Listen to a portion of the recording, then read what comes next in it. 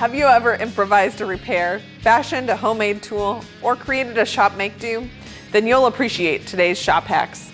Dripping funnels and oil pans can make a mighty mess of shop floors and workbenches. But not for Martin Davis. Our farmer Reader created an ingenious solution in this drain system for funnels and collection pans. His invention was made from leftover 2-inch PVC pipe and fitting he got at the hardware store. The streetwise are spaced every 10 inches apart, although this can vary according to your needs.